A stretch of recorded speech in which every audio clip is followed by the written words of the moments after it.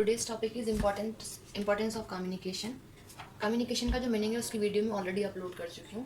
So the today's topic is importance of communication कि जो communication है उसकी इंपॉर्टेंस क्या है। एक बार शॉर्ट में बता देती हूँ। कम्युनिकेशन का मतलब होता है आपस में बातचीत करना एक दूसरे से, चाहे वो फॉर्मली कम्युनिकेट करे चाहे वो इनफॉर्मली कम्युनिकेट करे।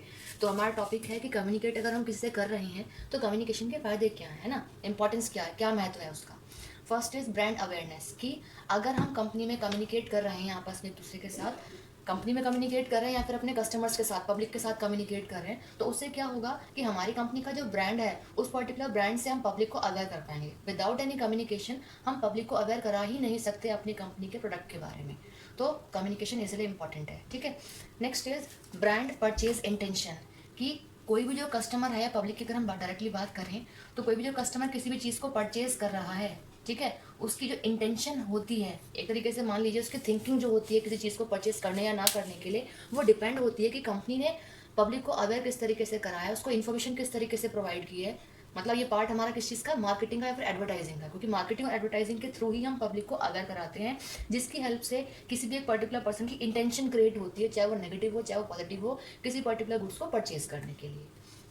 नेक्स्ट इज फैसिलिटेटिंग लीडरशिप कि जो कम्युनिकेशन है उसके हेल्प से क्या होता है, फैसिलिटी प्रोवाइड की जाती है लीडरशिप की। अब लीडरशिप में होता क्या है, लीडरशिप में क्या होता है, किसी भी डिपार्टमेंट की बात करें या कंपनी की बात करें, वहाँ का एक हेड होता है जिसको हम इस पर्टिकुलर लैंग्वेज में एक लीडर बोलते हैं, और उस लीडर के अंडर में जो भी पर्सन काम कर रहे होते हैं उनको हम बोलते हैं फॉलोअर्स।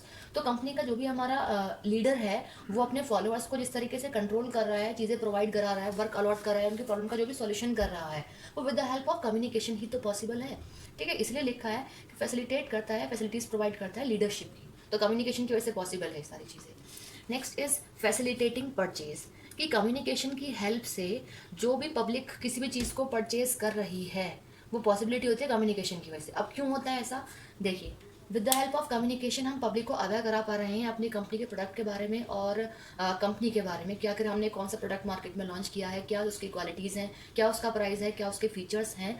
तो वो हम कम्युनिकेशन की हेल्प से ही उसको इन्फॉर्म कर पा रहे हैं, जिसकी हेल्प से ही एक पर्टिकुलर जो कस्टमर है वो ये थिंक कर पाता है या फिर डिसाइड कर पाता है कि वो उस चीज़ को परचेज करेगा या नहीं करेगा, ठीक है। तो इसीलिए यहाँ पे लिखा है कि फैसिलिटी प्रोवाइड करता है किसी पर्टिकुलर गुड्स को परचेज करने के लिए। Next is reason for planning कि जो कम्युनिकेशन की हेल्प से हम किसी भी चीज़ को प्लान कर सकते हैं। विदाउट कम्युनिकेशन तो हम किसी भी चीज़ को प्लान भी नहीं कर सकते। अगर हमें प्लानिंग करनी है किसी भी चीज़ के सॉल्यूशन के लिए या किसी भी चीज़ को नया डिसाइड करने के लिए, तो उस पर्टिकुलर प्लानिंग के लिए हमें आपस में कम्युनिकेट करना ही पड़ेगा, चाहे टॉप टू बॉटम हम कम्युनिकेट करें, चाहे बॉटम टू टॉप कम्युनिकेट करें, चाहे फिर पीयर पर्सन कम्युनिकेट करें, लेकिन विदाउट एनी कम्युनिकेशन हम प्लान चीज़ों को नहीं कर सकते, ठीक है। तो प्लानिंग के लिए भी इंपॉर्टेंट हमारा कम्युनिकेशन है। Next and last point is coordination. Coordination का मतलब होता है कि जो एम्प्लॉय कंपनी में काम कर रहे हैं उनमें आपस में तालमेल हो, एक तरीके से हेल्पफुल नेचर हो। तो विदाउट एनी कम्युनिकेशन क्या आपस में एक दूसरे को कोऑर्डिनेट कर सकते हैं, हेल्प कर सकते हैं, एक दूसरे की मदद कर सकते हैं? बिल्कुल भी नहीं। अगर हम किसी से कम्युनिकेट नहीं करेंगे, किसी को जानेंगे पहचानेंगे ही नहीं, तो हम अनजान इंसान को किस तरीके से कोऑर्डिनेट कर सकते हैं। अब कंपनी में कोऑर्डिनेट करना भी इसलिए इंपॉर्टेंट है क्योंकि आज हम किसी को कोऑर्डिनेट कर रहे हैं, हेल्प कर रहे हैं, तो मे बी नेक्स्ट टाइम वो हमें कोऑर्डिनेट करे।